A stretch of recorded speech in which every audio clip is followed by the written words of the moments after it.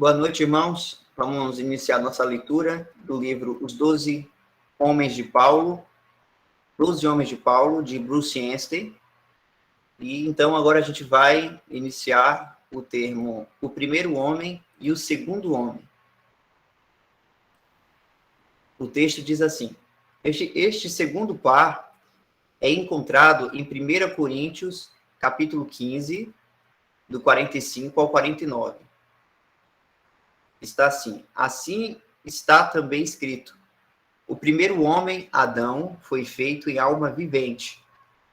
O último Adão, em espírito vivificante. Mas não é primeiro o espiritual, senão o animal. Em Darby diz, natural. Depois o espiritual. O primeiro homem da terra é terreno. O segundo homem, o Senhor, é do céu. Qual terreno, tais são também os terrenos. E qual celestial, tais também os celestiais. E assim como trouxemos a imagem do terreno, assim traremos também a imagem do celestial. Assim como o primeiro par, o primeiro homem e o segundo homem, também são termos relacionados a raças, mas eles definem as duas raças de homens sob Adão e Cristo, a partir de uma perspectiva completamente diferente. O velho homem e o novo homem são termos que focam as ordens morais, contrastantes, ligadas a cada raça.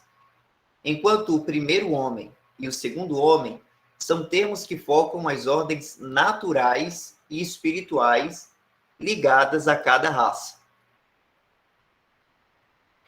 A raça dos homens, sob o primeiro homem, Adão, é exatamente isso, a primeira. Não havia outras raças de homens na Terra antes de Adão. Isso exclui a noção do homem de Java, de Piltdown, de Neandertal, etc. A raça da nova criação sob Cristo, o último Adão, também é exatamente isso, a última. Não haverá outras raças de homens que se seguirão. Isso exclui as ideias de ficção científica que sugerem que pode haver outra raça de homens no futuro. Existem três diferenças básicas que marcam a cabeça das duas raças de homens sob Adão e Cristo. O primeiro homem, Adão, foi feito uma alma vivente, sendo uma criação de Deus. Enquanto Cristo, o último Adão, não foi feito, ele é o Criador.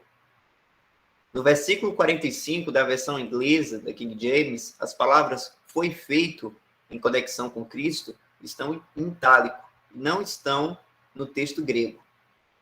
O primeiro e o outro ponto, é que o primeiro homem, Adão, recebeu vida, enquanto Cristo, o último Adão, é um espírito vivificador que dá a sua descendência espiritual sobre ele em sua nova raça. E a terceira diferença é que a ordem da humanidade sob Adão é natural, com alma, e terrenal. Mas a ordem da humanidade sob Cristo é espiritual e celestial. E aqui embaixo continua um outro assunto. Só que a gente pode dar uma pausa por aqui.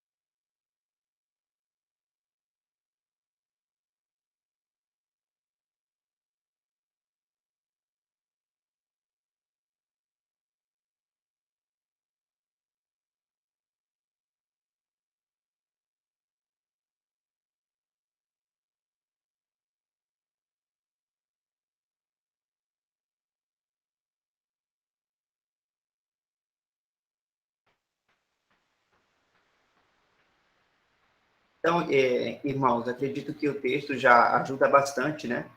Porque para a gente, eu vou lembrar aqui novamente, e o texto também relembra, né? Que o velho e o novo homem, a qual a gente estava vendo anteriormente, se trata sobre, como dito aqui, né, as ordens morais contrastantes.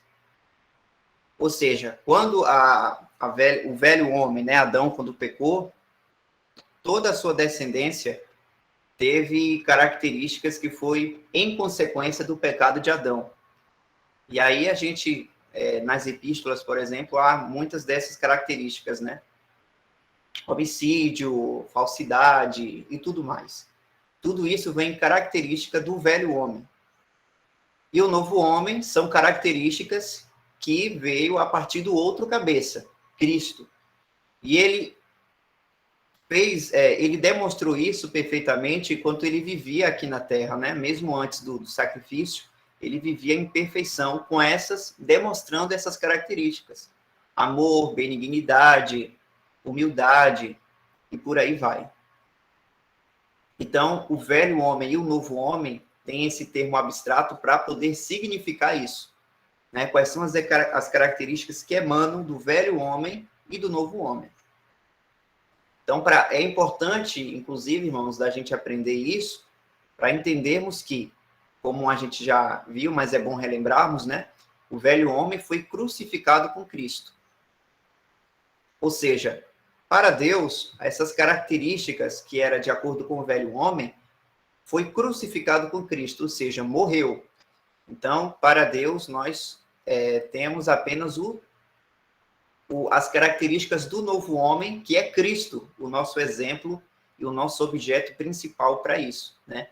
E nós podemos andar em conformidade com o novo homem por causa do Espírito Santo que habita em nós, e demonstrando assim que nós temos essa nova natureza, né, que pode trazer e demonstrar essas características do novo homem.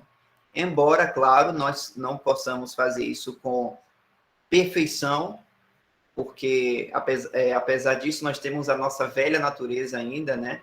Quando agimos pela carne, nós não demonstramos com perfeição essa nova natureza, mas então, no arrebatamento, a carne vai ser despojada de nós, né? Então, viveremos em total perfeição, de acordo com as características do novo homem. Então, aqui se trata de ordens morais. Agora, quando chega esse assunto aqui de primeiro e segundo homem, como diz aqui no texto de Bruce, tem a ver com as ordens naturais e espirituais ligadas a cada raça. Ou seja, qual é a área específica de cada raça? Eu acho bom a gente ler eu não sei qual é a versão que está aqui no texto que a gente leu, mas a gente pode dar uma lida na versão Almeida, na própria palavra, né? 1 Coríntios 15.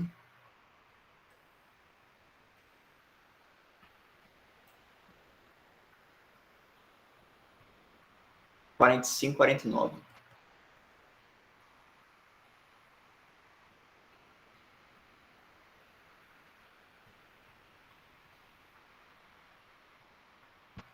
Diz assim está também escrito: o primeiro homem, Adão, foi feito em alma vivente.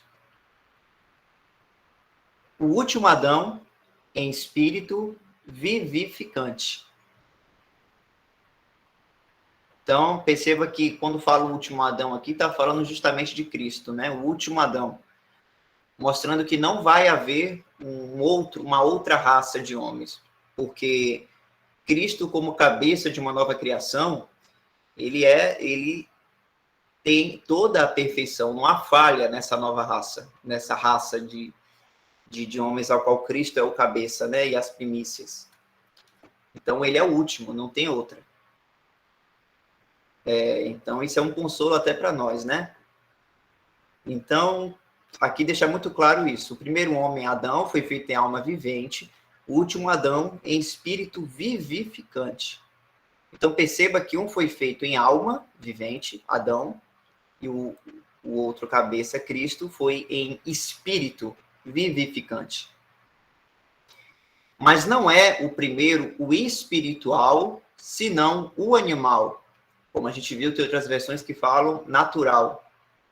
Aí fala depois o espiritual.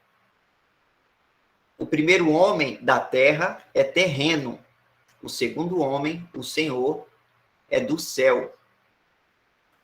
Qual o terreno, tais são também os terrenos. E qual o celestial, tais também os celestiais. E assim como trouxemos a imagem do terreno, assim traremos também a imagem do celestial. É até aqui a referência, né? É até o 49. Então, aqui está explicando muito claro a questão da origem desses dois cabeças, né, de homens, Adão e Cristo, e mostrando também que hoje, a gente faz parte desses dois ao mesmo tempo.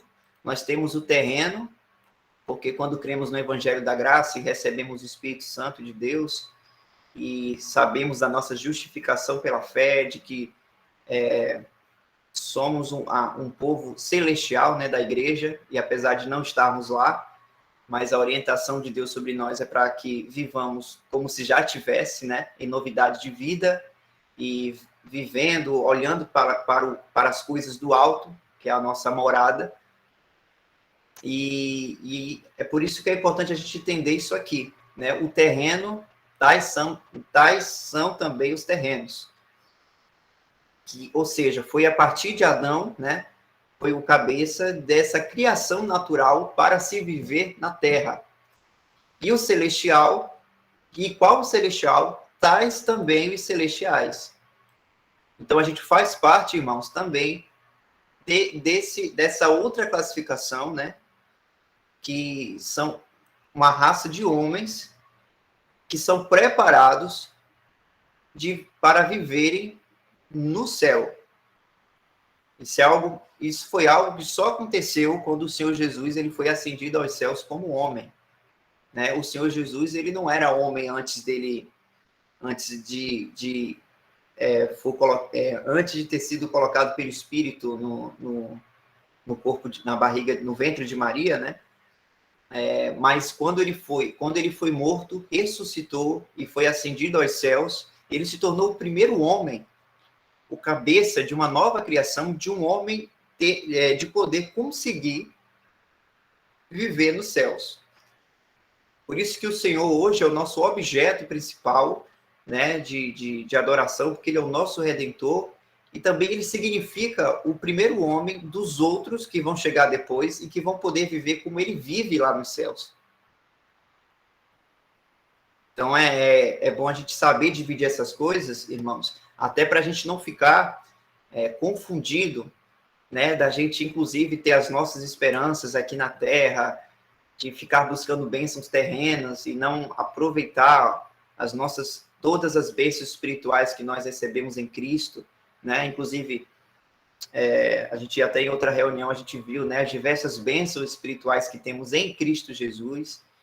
E é muito bom também a gente saber separar essas duas raças de homens para saber o que é que eu estou fazendo parte hoje, mas o que é que vai ser do meu futuro e qual vai ser a classificação de seres humanos que a gente vai fazer parte.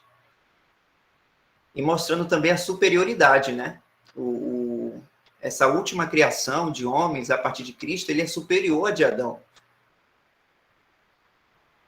Isso é provado aqui quando fala do Espírito, né? Alma vivente e Cristo, Espírito vivificante. O texto fala aqui, né, mais a fundo disso.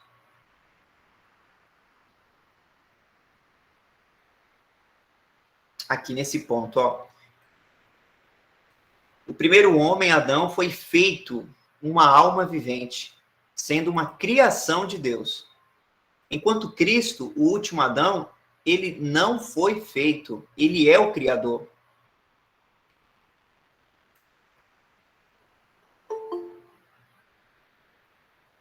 E aqui fala até uma observação, né, da King James, que coloca Esse foi feito com Cristo como cabeça, não tem. E aqui na versão, né, deixa eu ver qual versão que eu estou aqui. Almeida Corrigida, também não tem o foi feito. Tá vendo aqui? O primeiro homem, Adão, foi feito em alma vivente. O último Adão, em espírito vivificante. Não fala que ele foi feito em espírito vivificante. Porque Cristo, ele é o Criador. Isso é incrível imaginar, né? Adão foi criado através do Senhor Jesus Cristo, através do Senhor. E agora, esse mesmo Criador, ele é o cabeça de uma nova raça de homens e ele não foi criado, porque ele é o próprio Criador. O próprio Criador, inclusive, do primeiro Adão. Então já mostra uma superioridade dessa nova raça, né?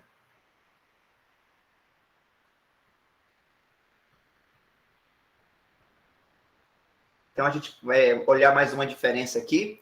O primeiro homem, Adão, recebeu vida, enquanto Cristo, o último Adão, é um espírito vivificador, que dá vida à sua descendência espiritual sob ele e sua nova raça. Então, olha só que interessante isso, né? Adão recebeu vida através de Deus, e Cristo, ele é um espírito vivificador. Perceba, irmãos, uma coisa, um detalhe aqui. Aqui na versão corrigida fala vivificante.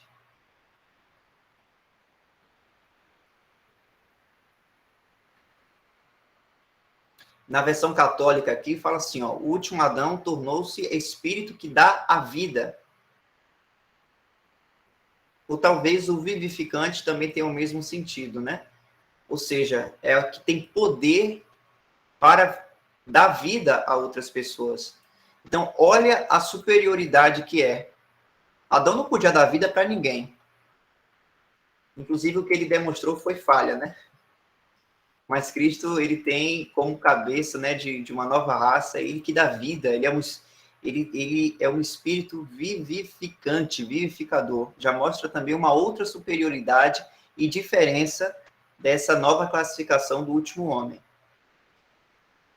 E a terceira diferença que é citada aqui é a ordem da humanidade sob Adão é natural, com alma, e terrenal, mas a ordem da humanidade sob Cristo é espiritual e celestial. Outra diferença aqui.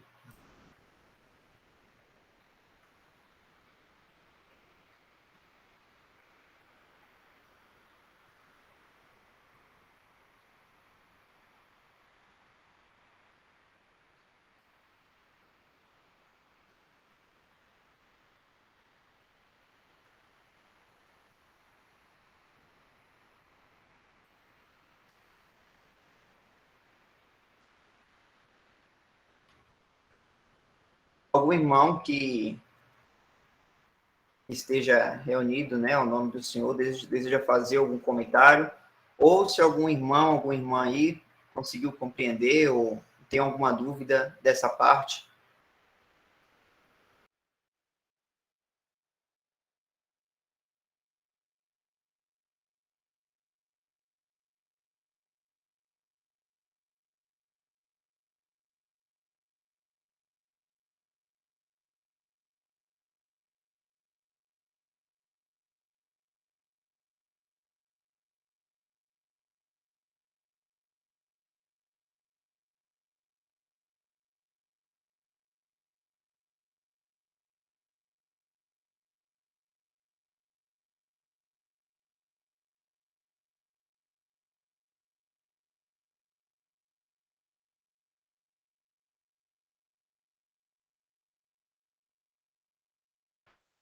Vou ler aqui as duas referências que falam do último Adão como um espírito vivificador. João 17:2 fala assim: assim como lhe deste poder sobre toda a carne, para que dê a vida eterna a todos quantos lhe deste. O Senhor aqui está falando dele mesmo, no caso, né? Ele diz assim: Jesus falou estas coisas e, levantando os olhos ao céu, disse: Pai, é chegada a hora, glorifica a teu filho, para que também o teu filho te glorifique a ti, assim como lhe deste poder sobre toda a carne, para que dê a vida eterna a todos quantos lhe deste. Então, aqui mostra o poder que ele tem de dar vida. A outra referência é 20, 22.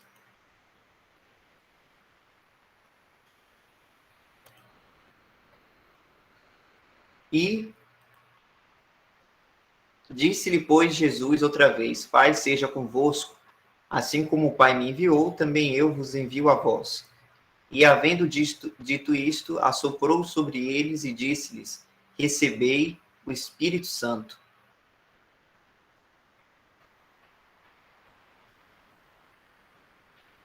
Irmão Michel, Sim, irmã? deixa eu fazer uma pergunta. Ele fala que Deus ressuscitou primeiramente a Jesus, né? As primícias.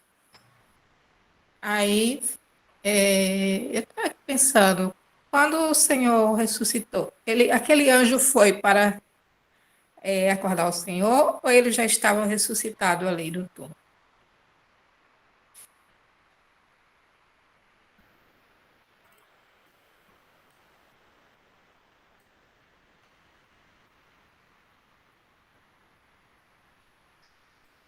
Tem uma passagem, irmã, que diz que quem ressuscitou o Senhor foi o próprio Deus, né?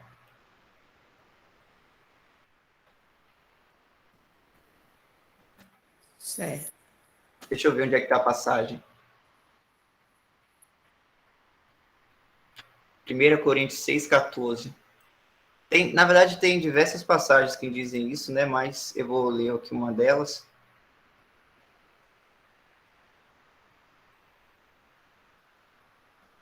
Diz assim: Ora, Deus, que também ressuscitou o Senhor, nos ressuscitará a nós pelo seu poder.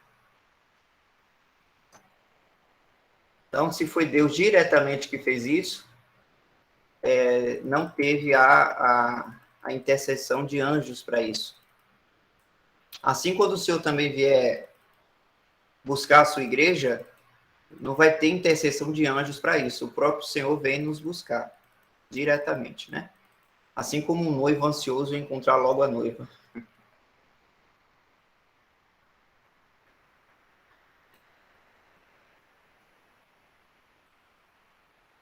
Certo, irmão, obrigada.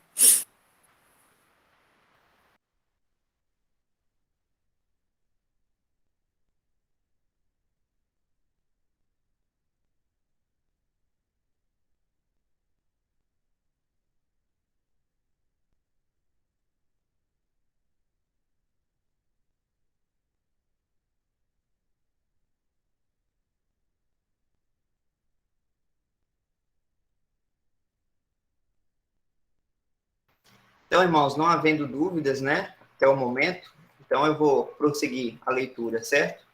Lembrando que se por acaso alguma dúvida surgir até desse ponto aqui que eu já li, pode perguntar.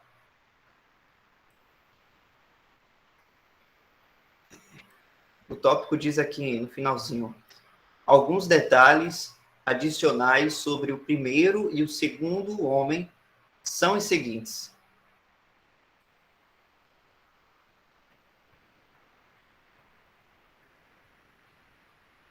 Então, aqui temos detalhes sobre o primeiro homem. O velho homem e o primeiro homem são termos usados pelo apóstolo Paulo para definir os dois aspectos diferentes da raça humana sob Adão. O velho homem indica o estado corrupto da raça caída, enquanto o primeiro homem indica o que é natural e terrenal na raça. Não são termos que podem ser usados de forma intercambiável. Ou seja, acredito que não pode ser tratado de uma mesma maneira.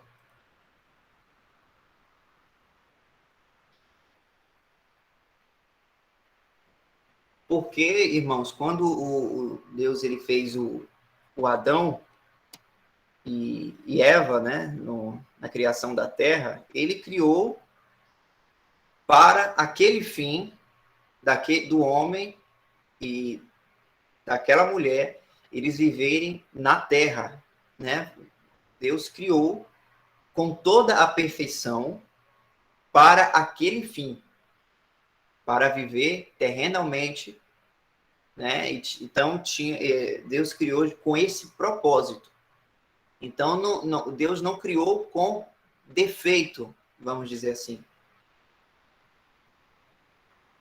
O defeito chegou quando Adão, como cabeça dessa primeira criação natural, ele pecou contra Deus. Ele tinha apenas um mandamento que ele não podia desobedecer, né? E ele desobedeceu. E aí, como ele era o cabeça, toda a sua raça se tornou corrupta, como também a própria natureza, toda a criação de Deus também foi contaminada pelo pecado. É por isso que Romanos 8, por exemplo, fala que a natureza geme.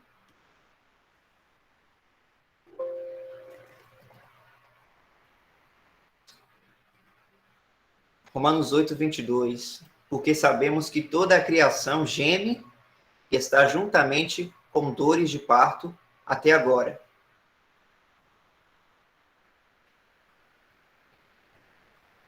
Então mostra a gravidade que foi o erro de Adão como cabeça da criação, porque ele era representante de Deus aqui na Terra e ele falhou com seu compromisso, né? E ele tinha liberdade para não pecar, né? Ele tinha o livre arbítrio, porque quando a pessoa se torna pecadora, quando ela tem a doença do pecado, ela só consegue fazer o mal, ela não consegue fazer a escolha do bem.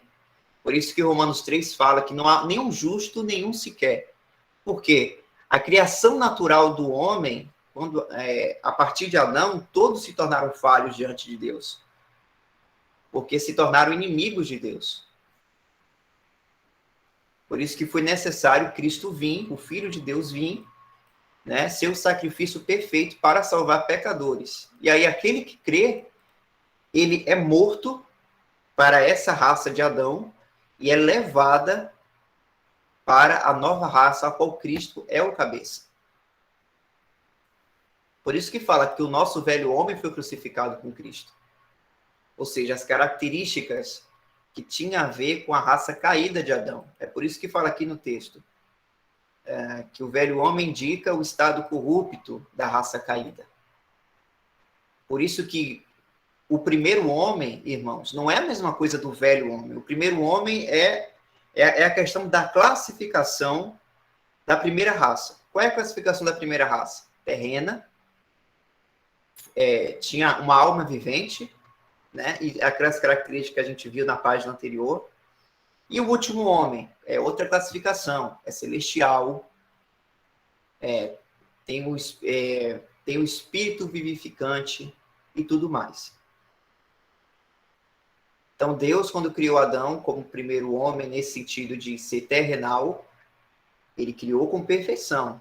Adão que falhou com sua responsabilidade diante de Deus e por isso que se tornou caído, né? Então, até aqui, irmãos, tudo ok? Alguma dúvida?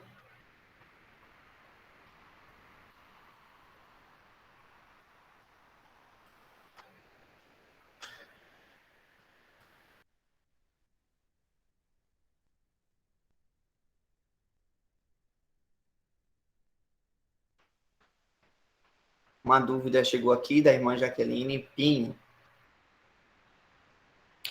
Uma dúvida: todos a partir do Senhor são nova criação ou somente nos crentes? O descrente é velho homem?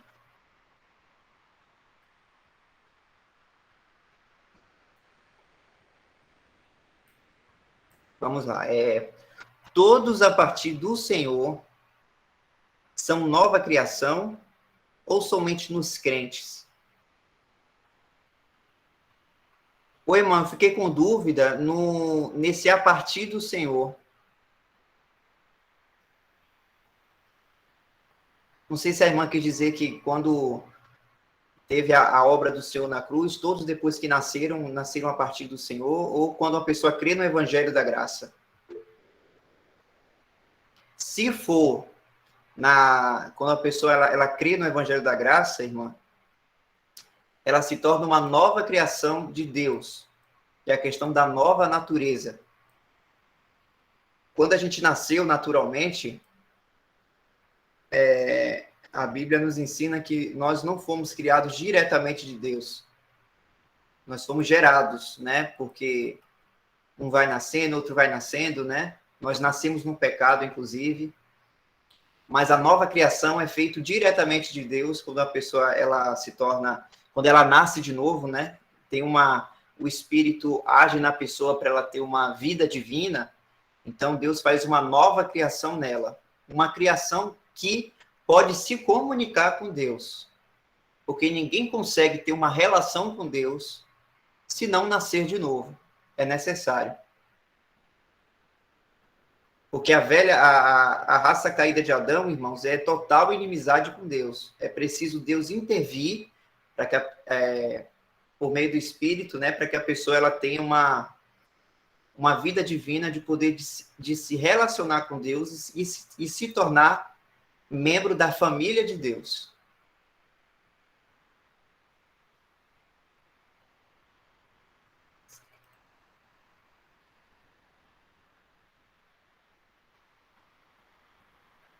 E o descrente, irmão, ou seja, os incrédulos, eles não são velho homem, porque o velho homem, como ele é um termo abstrato para significar características ruins, deixa eu ver o versículo que fala.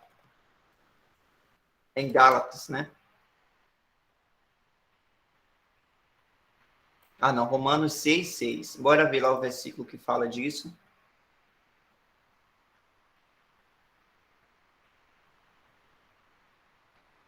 Diz assim: sabendo isto, que o nosso velho homem foi com ele crucificado, para que o corpo do pecado seja desfeito, a fim de que não sirvamos mais ao pecado. Aqui, irmã, velho homem é um termo abstrato, ou seja, o que é um termo abstrato nesse sentido? É de algo para poder significar um grupo um grupo de coisas, ou seja, as características ruins, profanos e que vai tudo contra Deus, que as pessoas praticam, certo? Quando a pessoa ela crê no Evangelho da Graça, esse velho homem, essas características, ela é crucificada juntamente com Cristo, para mostrar que para Deus esse velho homem não existe mais na pessoa, só existe agora a nova natureza. Por isso que Deus nos vê como santos. Deus não nos vê pecadores depois que a gente crê no Evangelho da Graça. Ele nos vê como santificados. É a nossa posição. Tanto é que em 1 Coríntios, na apresentação da epístola, o apóstolo Paulo faz a seguinte menção: a igreja de Deus que está em Corinto, aos santificados em Cristo Jesus, chamados santos, com todos os que em todo lugar invocam o nome de nosso Senhor Jesus Cristo, Senhor deles e nosso. Por que somos santos? Porque Deus nos vê como tais. Porque o nosso velho homem foi crucificado. Mas o incrédulo, não é correto falar que o incrédulo tem um velho homem. Porque só se torna velho quando se tem um novo. Então, as características perante Deus, essas pessoas, enquanto elas não crerem no Evangelho da Graça, elas têm que pagar contas a Deus. Por isso que hoje nós temos a nossa consciência tranquila perante ao Pai, né? Que inclusive é o nosso Pai, depois que a gente cria no Evangelho. Nós temos uma consciência tranquila, porque sabemos que os nossos pecados foram pagos em Cristo. Cristo pagou por todos os nossos pecados, os passados, os presentes e os futuros, tudo. Pagou todos, né? Então, quando a gente entende essa posição, É aí que a gente deve buscar agora viver de acordo com essa posição. Claro que a gente vai falhar, né? Mas se falharmos, se pecarmos, a gente confessa a Deus os nossos pecados, a gente fica atento, né, à nossa vida, buscando ao Senhor Jesus, né? Na palavra, na oração, aprendendo como a gente está fazendo hoje aqui, graças a Deus, né? Então, é a gente entender a nossa posição, tudo isso aqui, para a gente botar em prática em nossa vida. Na felicidade de saber de como Deus nos vê. Por isso que é interessante a gente aprender esses termos, irmãos, para a gente se fortificar, né, na sã doutrina, entender melhor a mente de Deus sobre nós. Mas é isso, irmã Jaqueline. Não sei se eu piorei a situação em vez de ajudar, mas espero que tenha ajudado.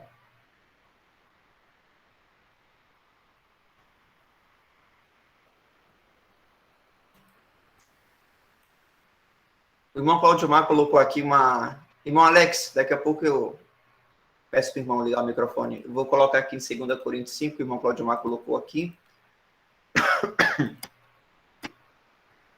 Verso 16, 17.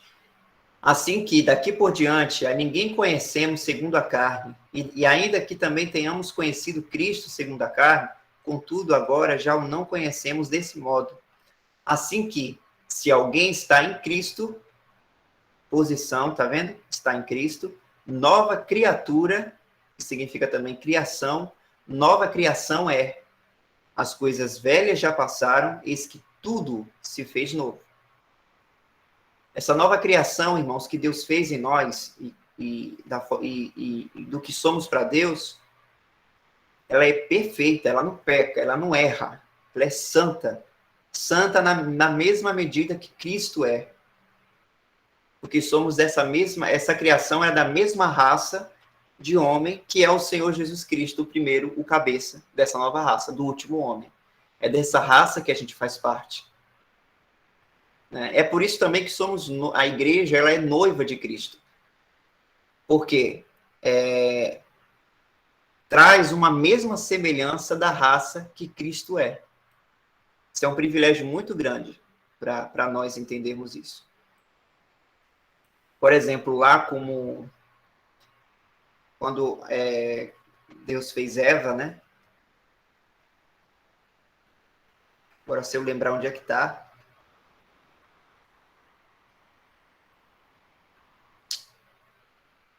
Aqui, Gênesis 2, 22. E da costela que o Senhor Deus tomou do homem, formou uma mulher e trouxe-a a Adão. E disse a Adão, esta é agora osso dos meus ossos e carne da minha carne. Esta será chamada varoa, porquanto do varão foi tomada. Então, aqui, irmãos, é algo muito precioso, porque a gente vê como figura aqui o Senhor Jesus Cristo glorificado nos céus, como uma nova raça de homens, né? De homem glorificado. E a igreja, a noiva dele. A gente está nessa mesma semelhança da raça de Cristo, e nós temos essa figura de noiva para com o noivo, da mesma maneira como Adão olhou para Eva e falou, isso é osso dos meus ossos e carne da minha carne. Né? É da mesma raça que a minha. Por isso que temos essa figura de noiva, né? De esposa e esposo. Esse é o mistério, inclusive, da igreja, né? Um mistério que Paulo fala em Efésios 5, de Cristo e a igreja. É precioso. Então, essa nova criação é isso. Ela é santa na medida que Cristo é também santo diante do Pai.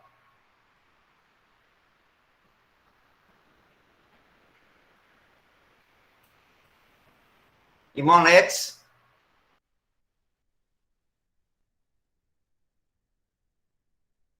Amém, meu irmão. Eu queria fazer uma pergunta, Michel, em relação a quando está falando do primeiro homem, né?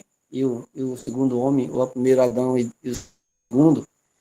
Nós, como seres humanos, a raça humana toda é pecadora e está desgarrada do Senhor, até que aceite o Senhor Jesus Cristo como seu Senhor. E aí, através disso, nós temos a vida eterna.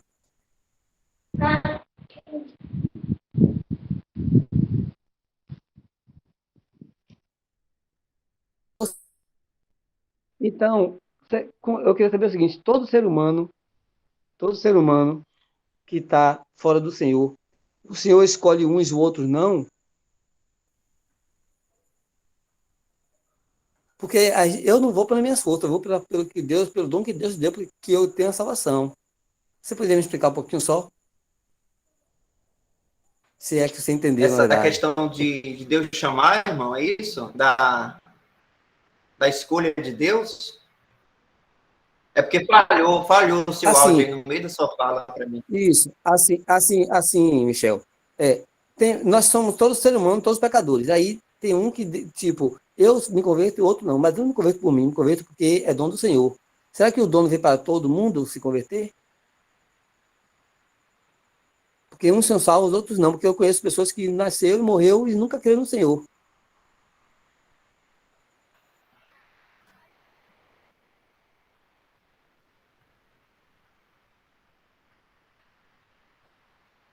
Pô, irmão, se eu não me engano, tem uma passagem aqui em Romanos 9 que fala, que trata sobre a soberania de Deus.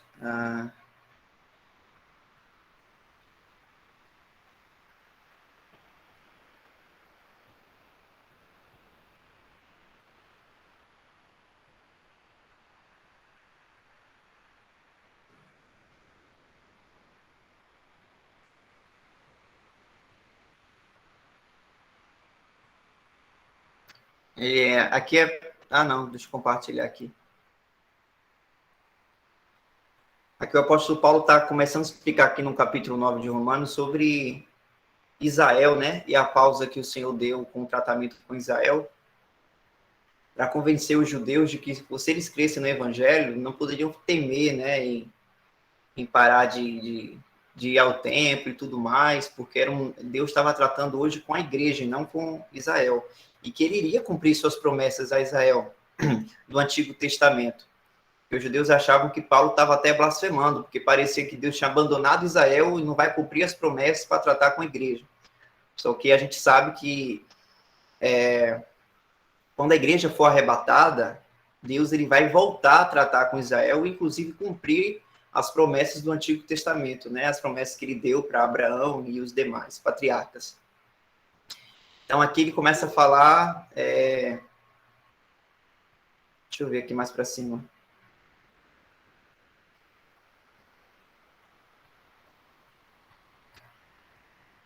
Ele diz aqui, não que a palavra de Deus haja faltado, porque nem todos os que são de Israel são israelitas. Nem por serem descendência de Abraão são todos filhos, mas em Isaac será chamada a tua descendência. E aí vai. E aqui fala, porque não tendo eles ainda nascido, aqui está falando de...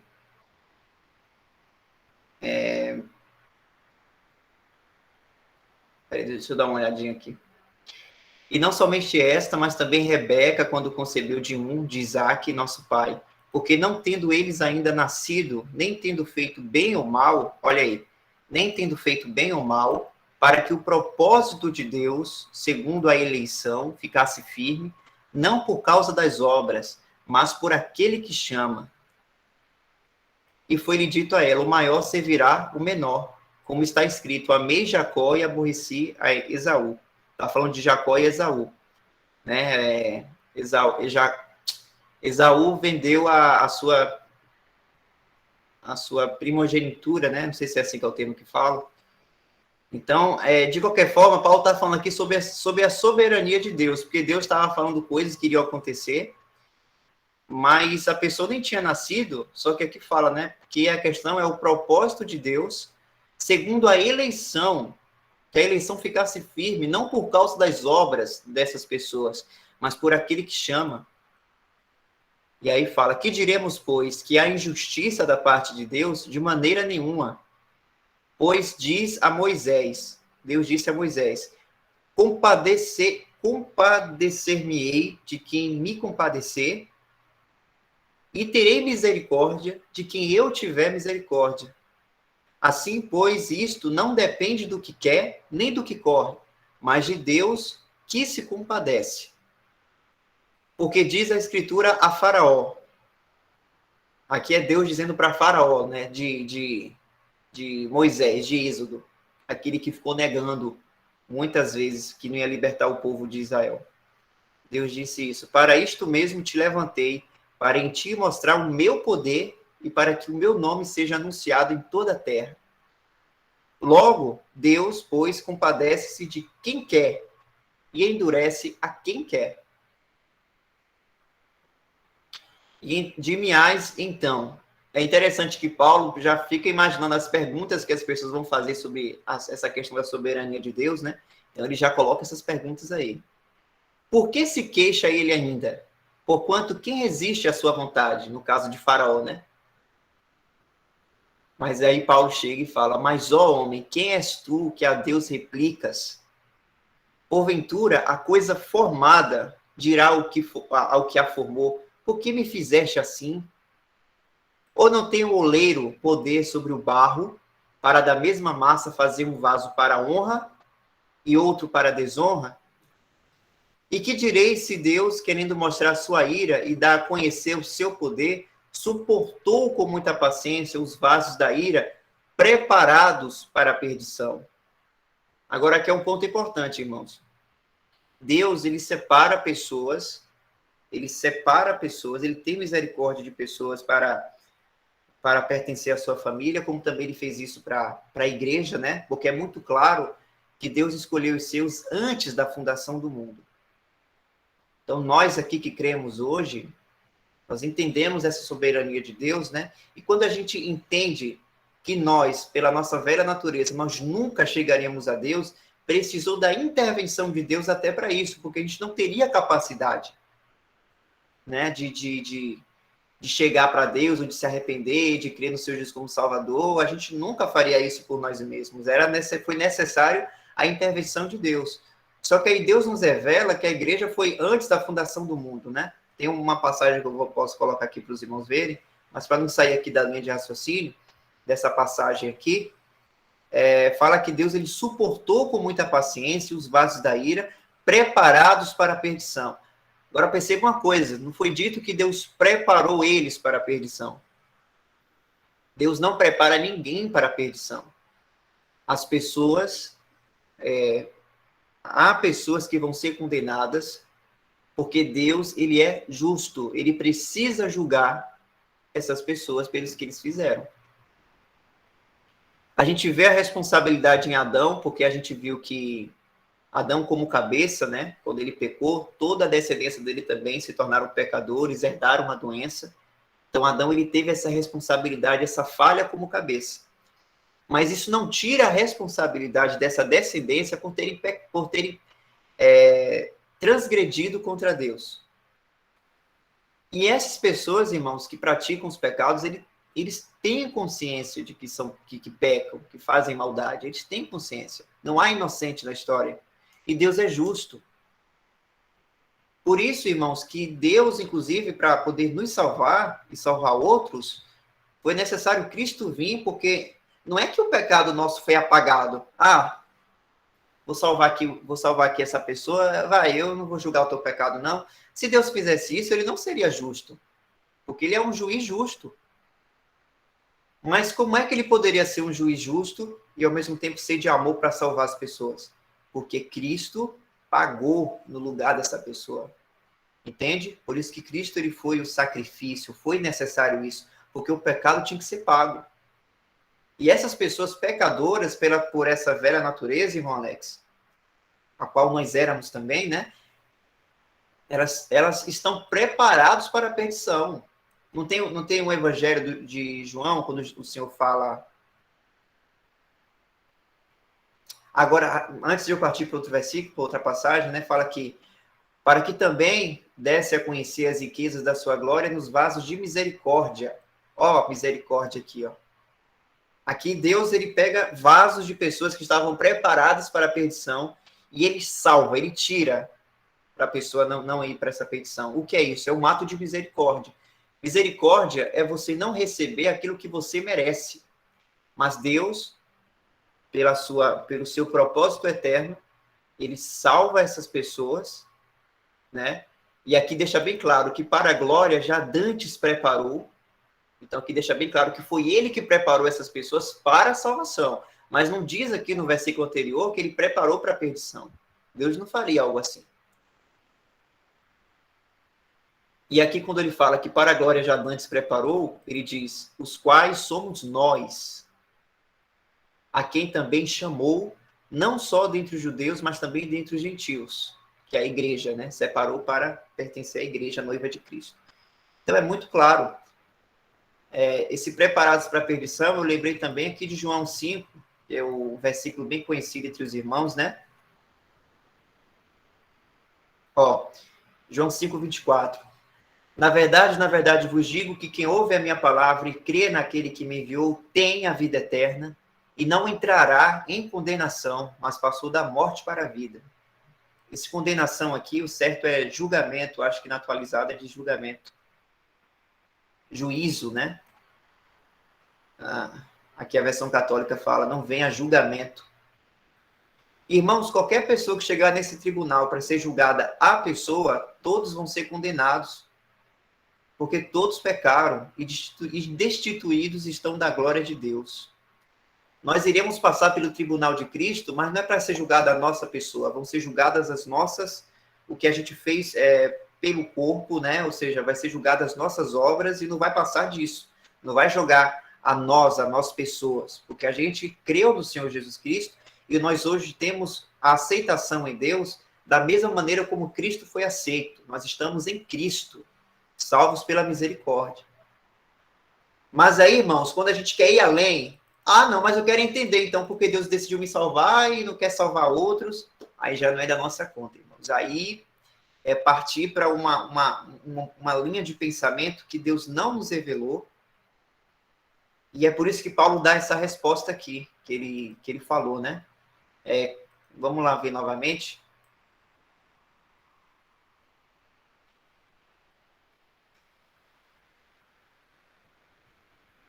Quem és tu que a Deus replicas? A versão atualizada fala assim, quem és tu, homem, para discutires com Deus? Porventura pode o objeto perguntar quem o fez, por que me fizeste assim? Pode Mona Lisa criticar Da Vinci? Né? Tem uma passagem em Isaías que também fala dessa maneira, né? Quem foi o conselheiro de Deus para poder chegar para Deus e falar que a melhor forma seria fazer de tal coisa? A gente não sabe, irmãos, mas uma coisa a gente tem certeza, nós fomos escolhidos em amor. Esse é o motivo porque Deus nos escolheu, porque Ele é amor. E basta entender até esse ponto, da maneira como Ele nos revela, né? Mas saber também que não foi de graça, foi de graça para a gente, mas Cristo pagou esse preço. Então, irmão Alex, nesse ponto, eu acho o assunto complicado, fico até com medo de falar, porque realmente é uma coisa difícil, né? Porque envolve o projeto de Deus, a forma como Deus age, muita coisa a gente não sabe. Mas deu para ter um pouco assim, entendeu um pouco, irmão? Não, tranquilo, agora eu entendi sim, entrou o amor, entrou a justiça, né? É isso que faz a divisão. Então, todos estão aptos, todos em geral estão aptos a ter a vida eterna. Agora, como Deus é justiça, né? Então, temos que escolher. É o livre-arbítrio, né? Temos que escolher. Então, depende só, e nessa salvação depende só de nós. A salvação de Deus já deu, é o dom dele. Mas depende de nós querer. Não, eu creio no Senhor e ele morreu por mim. Então, eu creio nele como meu Senhor e Salvador. Pronto.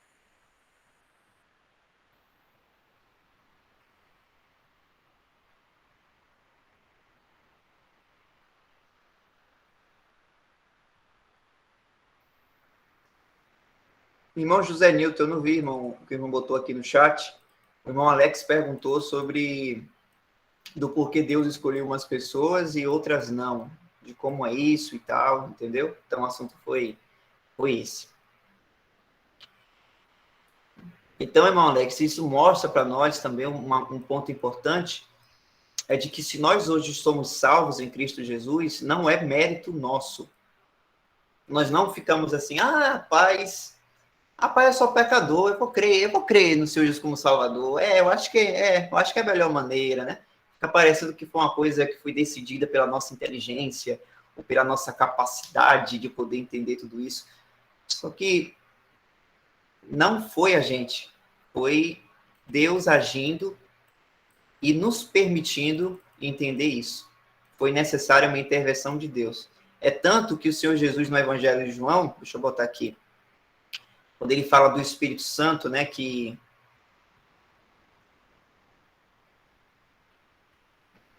do Espírito Santo que desceria logo quando o Senhor fosse ascendido, ele fala assim, João 16, 7, todavia digo-vos a verdade, que vos convém que eu vá, porque se eu não for, o Consolador, que é o Espírito Santo, não virá a vós, mas se eu for, enviar-vos-ei.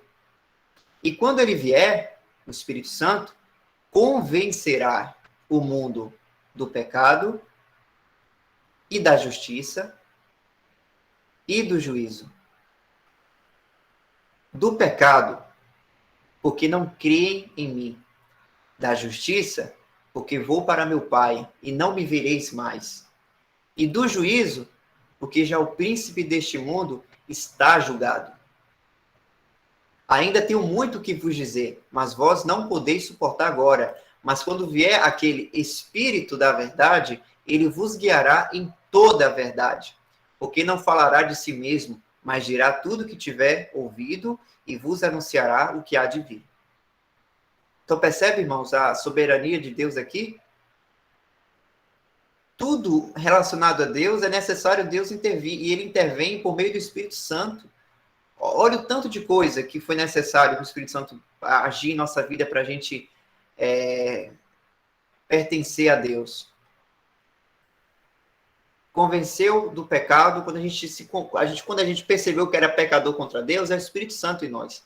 A justiça, quando a gente criou no Evangelho da Graça, foi por meio do Espírito Santo que nos levou a isso.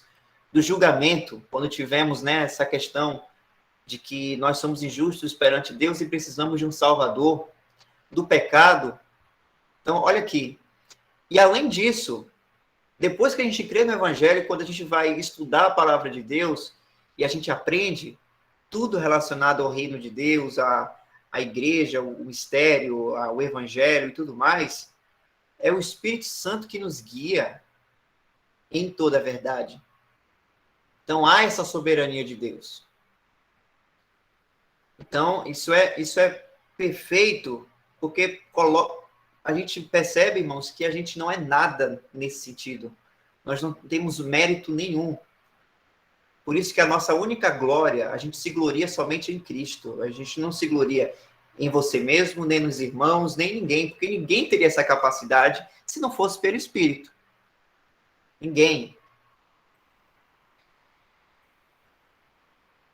Então, essa é a soberania de Deus. Mas aí entra também a responsabilidade do homem, que também é outra coisa muito importante, né? Então, é perigoso quando a gente mistura essas duas coisas, soberania de Deus e a responsabilidade do homem. A gente não sabe quem Deus escolheu ou que ele não escolheu exatamente.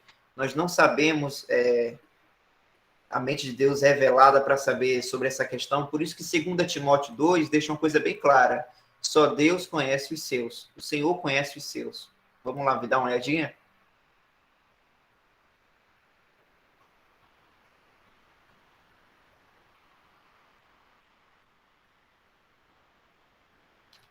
Aqui. Todavia, o fundamento de Deus fica firme tendo este selo. O Senhor conhece os que são seus. Mas aí chega a responsabilidade da gente. E qualquer que profere o nome de Cristo, aparte-se da iniquidade. Aí é a nossa responsabilidade. Então, porque há muitas teorias, irmãos, que tentam misturar as duas coisas, com soberania e responsabilidade do homem, e aí chega em muitas conclusões, assim, que dá mais dúvida do que entendimento, e isso é perigoso, né? Por exemplo, uma pessoa que você pode ficar pregando o evangelho a vida toda, ele não crê, e aí você fala, Deus não escolheu isso, não. Não tem como falar isso, irmão, a gente não sabe. Pode ser que no último momento de vida dessa pessoa, a pessoa crê no evangelho e é salva, e aí? Então, a gente não sabe, mas devemos entender a soberania de Deus nas nossas vidas, o como é necessário Deus intervir em nossas vidas, né? e também entender a responsabilidade que temos diante de Deus, de viver para Ele, de praticarmos, né, a nossa santificação. Mas é isso.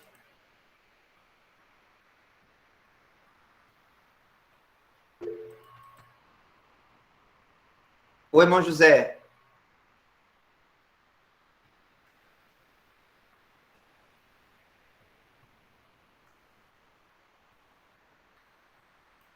O irmão Portilho botou aqui, a posição do incrédulo é de morte.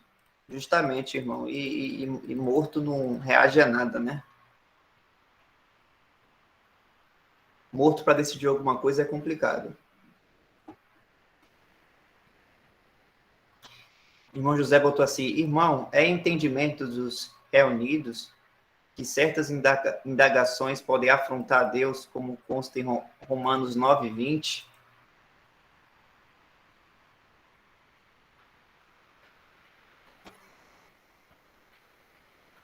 Ah, o versículo que a gente viu, né?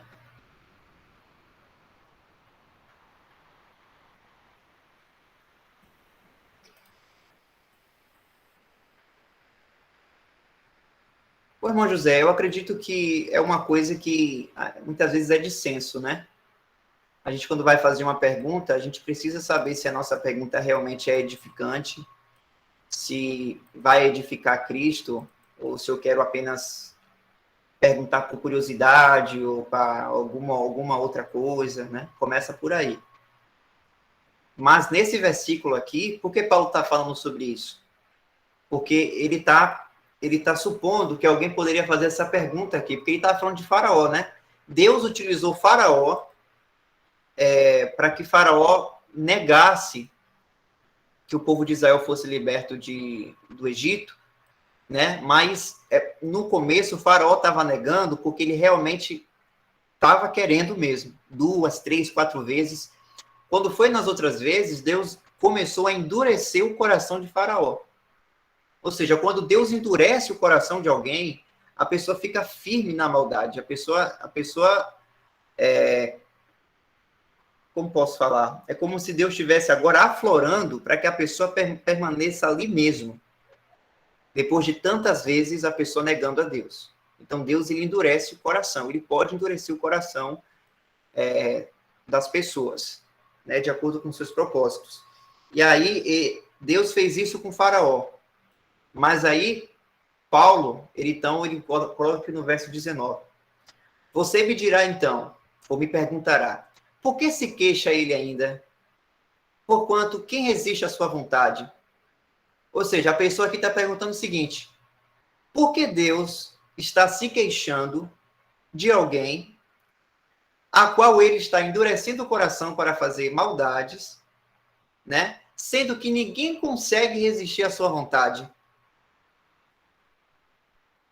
Aí a pessoa está querendo perguntar para Deus o porquê. Eu não estou entendendo, Deus, porque você quer julgar alguém que você está endurecendo, eu não estou entendendo onde você quer chegar. A pessoa está assim, né? Dizendo para Deus assim, Deus, não sei, assim, eu com minha mente super brilhante aqui, evoluída, eu não estou conseguindo, eu não sei o que você está querendo com teus propósitos em fazer isso.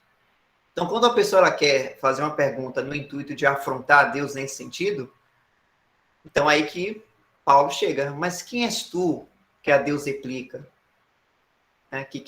Quem é você para discutir com Deus? Deixa eu achar o versículo aqui que fala quem foi o conselheiro, né? É Romanos 11. É justamente Romanos também, que Paulo fala dessa maneira.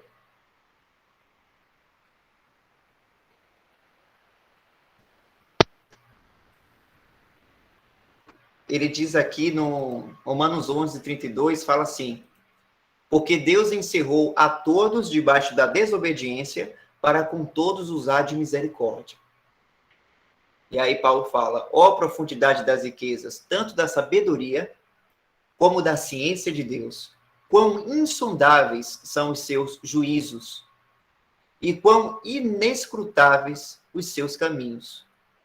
Porque quem compreendeu o intento do Senhor? Ou quem foi o seu conselheiro? Ou quem lhe deu primeiro a ele para que lhe seja recompensado, porque dele e por ele e para ele são todas as coisas. Glória, pois, a ele eternamente. Amém. Então, irmãos, a gente descansa nisso aqui, ó. Deus, ele é a própria sabedoria, ele é a própria ciência, ele julga como ninguém, inescrutáveis. Deixa eu ver outras versões para ver como é, o que é inescrutável aqui.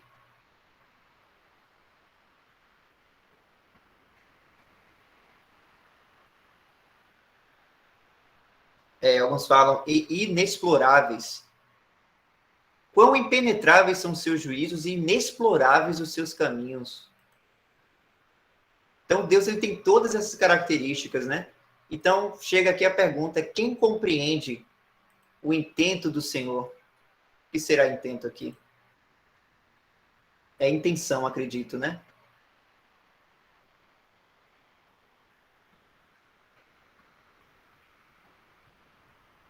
Pensamentos. Porque quem compreendeu os pensamentos do Senhor, quem foi o seu conselheiro, ou quem lhe deu primeiro a ele para que lhe seja recompensado? A gente é tudo criatura, irmãos. Para pensar. A gente foi criado por Deus, um projeto dele. Deus nos escolheu antes da fundação do mundo. Nos tratou com misericórdia.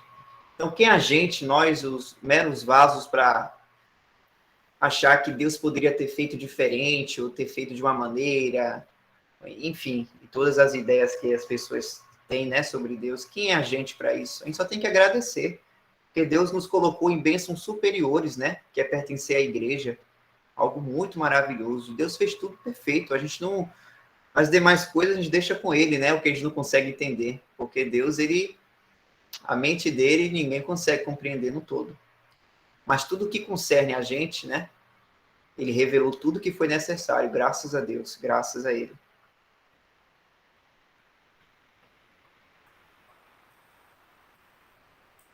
O irmão botou aqui positivo. Então, a indagação não edificante.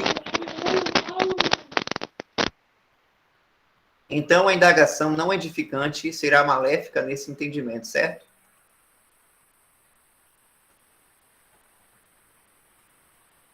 Vai depender também, irmão José. Não tem como falar assim para qualquer tipo de pergunta dessa questão. Porque uma pergunta não edificante pode ser uma pergunta boba, ou que não faz sentido, ou que aí pode ser até num tom de blasfemo, entendeu? Depende muito.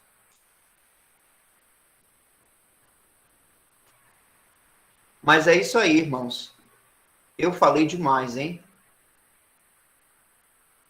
A gente pode deixar para a próxima reunião a gente ir para o novo homem, né? Os outros detalhes sobre o que a gente estava vendo do primeiro homem. A gente vê do próximo sobre o novo homem. Isso. Amém, meu irmão. Muito bom, gostei. Amém. A irmã Maria Vânia levantou a mão, irmão, aí sem querer, ou quer fazer uma pergunta mesmo? Né? Tirou. Sem querer. Tá aqui, acho que ele apertou sem querer, desculpa aí. Tudo bem, irmão.